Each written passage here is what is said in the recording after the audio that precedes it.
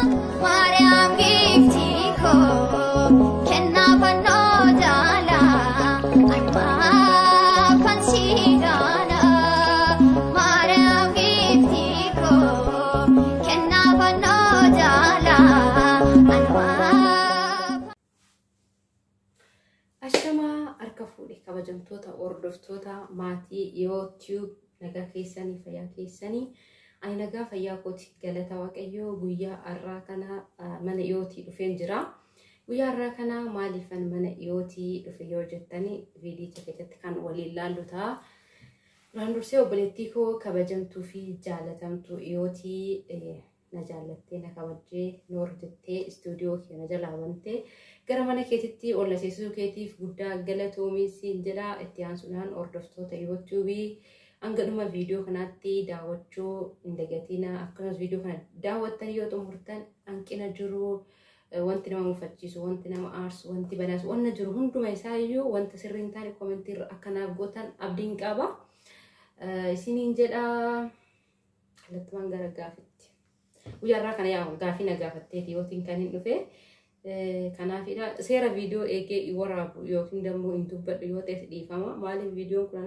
jalqaba waan ta'eef jalqaba doonteen dhuma koo bareechi jedhama omaa jechuu miti nin baradha jechuudha gaafiin dhiyootii maal jedha seetanii tokkoffaa irratti nagaan waaqayyoo siif yaa baay'atu qaalii koo jedha nagaan waaqayyoo walumaan nuuf yaa baay'atu siin jedha yootii koo gaafiin ishii tokkoffaanii hawwiin eessatti dhalattee guddattee hawwii malee maqaa biraa qabdaa jedha maqaa biraa hawwii malee nan qaba kanan itti dhaladhee guddadhee Oromiyaa dachee jiituu magariisa kutaalee Oromiyaan qabdu keessaa dammoo godina Shawaa Lixaa aanaa Adaa Bargaa Billaacha 03 bakka jedhamutti baadiyyaa ittiin dhaladhee guddadhee achumattis baradhee siin jedha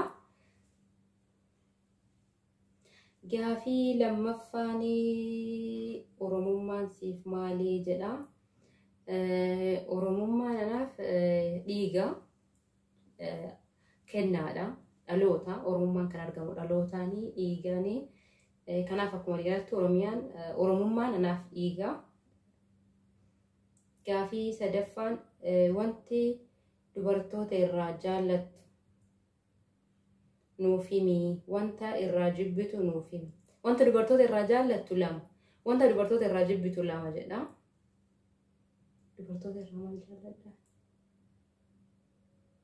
dhugaa dubartoonni dhiifama naa godha ani wanta dubartoota irraa jaalladhu hin qabu dubartiin haadha dhiiratii haadha gootatii inni akkuma jirutti ta'ee jechuudha ani dubartoota irraa kanan jaalladha waan jedhu hin qabu soori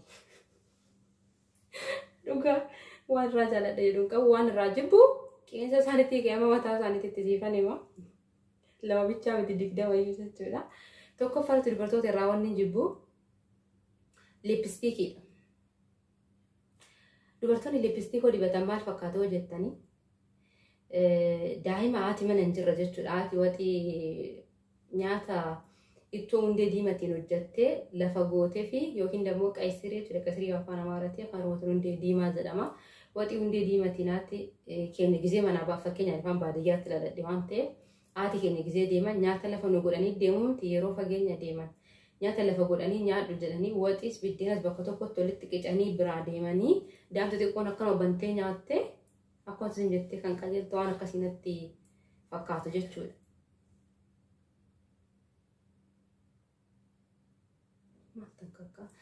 Dubartoonni lipstikii dibatan akkanatti fakkaatu waan lipstikii irraan jibba maayikaappii seejii keessa dibatan jechuudha keessattuu mee sirriitti ilaala keessattuu dubartoota ijji isaanii achi asiin achi jedhuu fi asiin achi yookiin dammoo ijji isaanii kun gara keessatti achi jedhu jira miti namni tokko ijji isaanii gurguddatee as dhufa nama tokko isaan immoo akka ijji isaanii gurguddatee akka dhufu bareeduuf jedhanii daakuu kan ittuma guutanii dhugaa waaqayyo gaarrarraa fakkaatu isaan immoo jechuudha gaarrarraa mee ilaala dhugaan baay'ee sodaadha qofa dhugaa yeroo dura baadiyyaa dhufee faarugu dubartoonni jechuudha daakuu san dhugaa naqatan jechuudha baay'een isaan sodaadha gaarrarraa natti fakkaatu gaarrarraa baay'een jibbarree baay'ee sodaadharree dubartoonni daakuu jechuudha naqatan waan jedhamu hin beeku fayyadamus waan ta'eef baay'ee nama jibbisiisu tokko lammaffaa dammoo wiigii jechuudha Mena maal ta'e inni kiyya kun mamee orjinaala kan dheeratee gurraa olii kun immoo ilaalame.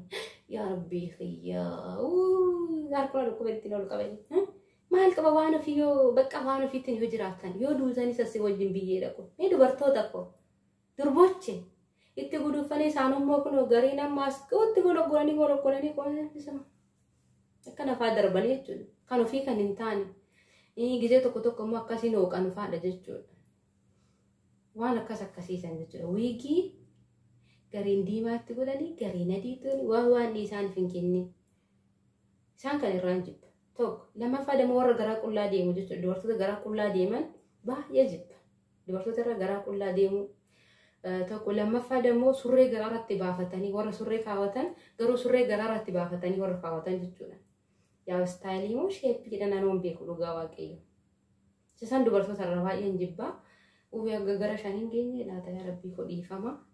Bakka dubartoota bareedina dabalataa fayyadaman akkaataa uffannaa isaanii sirreeffanne irraan jibba. Akka walitti bareedina dabalataa zees.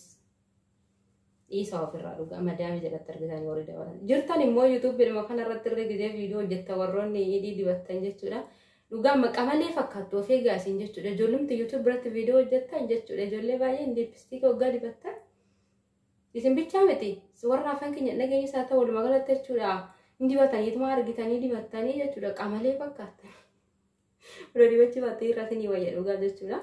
Yaa waan akka hawwitiitti beektan akka hawwitiitti. Akka nani asitti miimoorii keessatti seefii godhee miimoorii fudhachuu dhiyeetti akka miimooriin kiyya abdaatti godhatti isin himaa jira dhiifama wajjin. Gaafiin dhiifama viidiyoon addaan na jalatti maal akka ta'e hin beeku bilbilli kiyya kuma isaatiif cufe.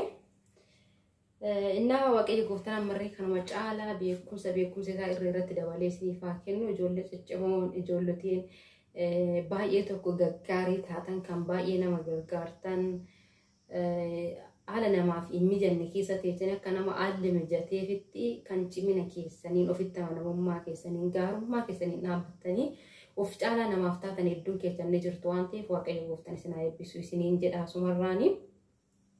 Gaafii jaaffaanii wanta namaan walitti si mufachiisu sadii nuuf qoodi jedha.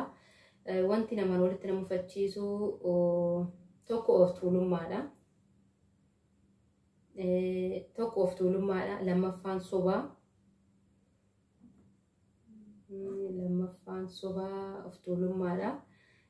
Inni tokko immoo amanamummaa. Namoota amanamummaa hin qabne waa sadii kana nama walitti kan na buusu. Gaafii jaaffaa wanta Oromoo keessatti safuudha jedhamu sadii nuuf himi jedha. Wanti Oromoo keessatti safuudha jedhamu sadii tokkoffaan Oromoon aadaa fuudhaa fi heerumaa baay'ee bareedaa qaba. Kan gana gaa'ela iyyuu hin barbaadu namni jedhee bakka singilmatee jiraachuudhaaf murteessee gaa'ela nama waggaa laalee sirna aadaa fuudhaa fi heerumaa yeroo laalee kan miira keessa galee bakka ammuma kee fuudhu laata kan nama jechisu aadaa baay'ee bareedaa qabna garuu aadaa san balleechaa jirra ofii keenya waan ta'eef aadaa fuudhaa kan ofii keenya jaalannee ganaa wal wajjiniifaa jiraatanii jechuudha. Yeroo ammaa kana ganaa wal wajjiniin jiraatanii erga ofii isaaniitti wajjin jiraatanii booda dammoo gara warraatitti maatii ergan kun ifaan baay'ee tokko safuudha Oromoo biratti.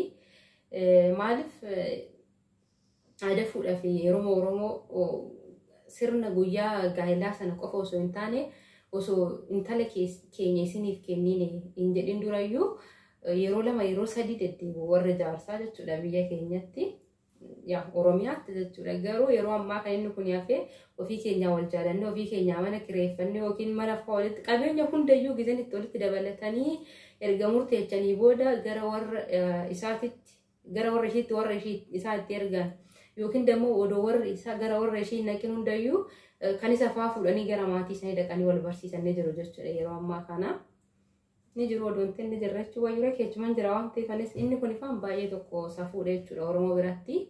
Inni lammaffaan immoo atuudha. Anni baay'ee jibbamaadha Oromoo biratti wanti Oromoon balaaleffatu hundumtuu safuudha. Sadaffaan dammoo soba dhugaan ilmoo waaqateedha Oromoon dhugaa jaallata malee soba hin jaallatu. Oromoo soba hin balaaleffata sobnis safuudha.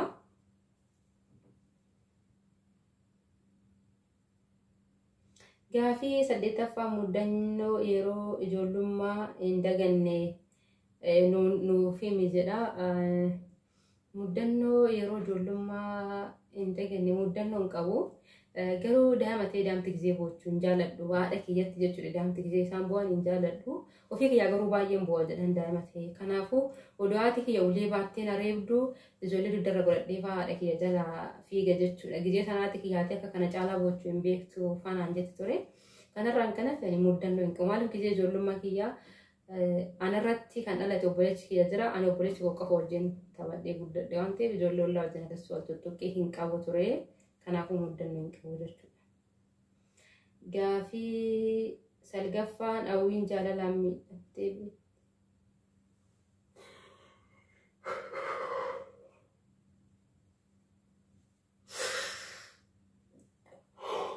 jaalala godhan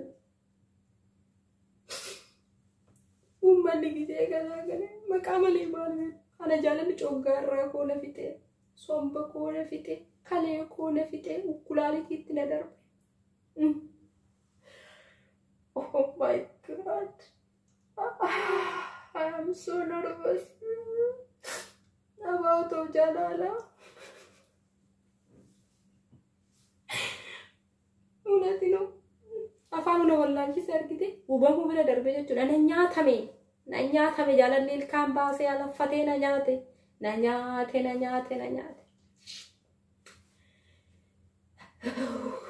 Tinoodhaan na dheerichaa na gabaabsa na urgufaa na kurkufa jaalalli jaalalaan ubamuu keessa darbee miidhamuu keessa darbee kun wala mormi koo akkasaa ta'uu meetirii 2 dheeratee baru kana hundaa kan na godhe jaalalaa baru waan jaalalaa kaase furrii kiyyaa fi bibbaan kiyya waliin hin beeku hunduu gaara kanaan beeku nama akkanatti wal ga'a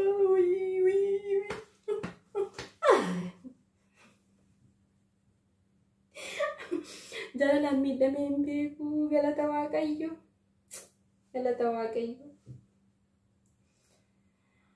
ijoollee of jaalladha namni of jaallatu jaalalaan hin miidhamu namni dammoo kan nama jaallatu yoo of jaallate waan ta'eef jaalalaan miidhamu afuu qaba aadaa duwwaatti hafaa ta'uu qaba miira keessa na galchitee bar what war jedha Tigree. Gaafii kurnaffaan yeroo maal dhageessee garmalee aartaa hawwi ani yeroo maal dhageen garmalee haara seetanii ani matuma kiyya irraa jalqabee nan haara dhuga nama haaruu hin fakkaattu naan jedhamne garuu nan haara ofii kiyyatti nan haara yoo nan haara immoo keessa luka kiyyaatti irraa kaasee marifate sirriitti niddif jedhee naa kanaafuu kanatu na aarsa yaadda baasee hin beeku isiniin jedha kan itti aanu gaafin itti aanu maatiin kee wanta karaa miidiyaa akka hojjettu yoo hin feene maal goota jedha maatiin koo yoo hin feene amansiisuudhaaf namoota miidiyaa irra hojjetan viidiyoo isaanii itti agarsiisee nas sossobaa nan kadhadha yoo isaan na didan garuu amansiisuudhaaf nan yaada isaan na didan nan dhiisa maaliif wanti hundumtuu maatii kiyyaa gaditti malee maatii kiyyaa olitti miti. Kanaafuu yaa sadarkaan wanti hundumtuu sadarkaa qaba waan ta'eef wanti maatiin koo naaf hin jaalanne agas maree itti namanwanii garuu yoon akkana jedhu waan maatiin koo jedhan naga'uun qabaa osoo hin ta'in wanta maatii koo wajjin walitti na buusu hojjechuu hin qabu. Egaa maatiin koo hin jaalanne na namansiisaa irra deddeebi'ee dafee hin dhiisu yoo didanii bakka didan maatii koo gaddisiisuu hin barbaadu nan dhiisa. Walitti dhufeenya ilma namaa keessatti wantoonni jaalala dabaluu maal jedha walitti dhufeenya dhala namaa keessatti ilma namaa keessatti yoo jedhu namoota hunduma biratti jedhee fudhadhe isa kana walitti dhufeenya ilma namaa keessatti wantoonni jaalala namaaf dabalan tokkoffaan amanamummaadha lammaffaan iftoomina qabaachuudha namni amanamummaa qabu namni iftoomina qabu immoo isoobu yoo amanamummaa hin qabdu taate yoo iftoomina hin qabdu taate wanti afaan keetiin jettuu fi wanti akka keetiin hojjettu bakki ati jira jettee afaan keetiin waamtuu fi bakka ati luka keetiin dhaabbattee jirtu tokko yoo hin taane nama wajjin walitti nama buusaa jechuudha. Yoo isaan kana hin goone garuu jaalala namaaf dabalaa amanamummaan gad of qabummaan namaaf kabaja qabaachuu waa hedduudha wanti naabatti jaalala namaaf dabalanii waa hunduma caalaa dammoo akka kiyyaatitti nama sodaa waaqaa qabaachuudha jedhee fudhadha. amantaa kamiyyuu keessatti namni sodaa waaqaa qabu sodaa waaqaa waa hunduma dursa wanti namni sodaa waaqaa qabu hin sobuusi hin hatuusi wantoota namoota biratti jibbaman waan hin hojjenneef sodaa waaqaa qabaachuudhaan jedha. Kabajamtoota hordoftoota maatii YouTube kan hordofaa turtan sagantaan gaaffii deebii keenyaa kana fakkaataa waan dhaggeeffattaniif guddaa isaa galatooma isiniin jedha. Bakki namni itti dogoggoree yookiin immoo itti balleesse yoo jiraate isa kana sirreessa jettanii komentii irra yoo naaf keessan komentii viidiyoo kana jala yoo keessanii komentiidhaan dubbisaa isiniin jedha galatooma oraa bulaa deebanaa bye bye.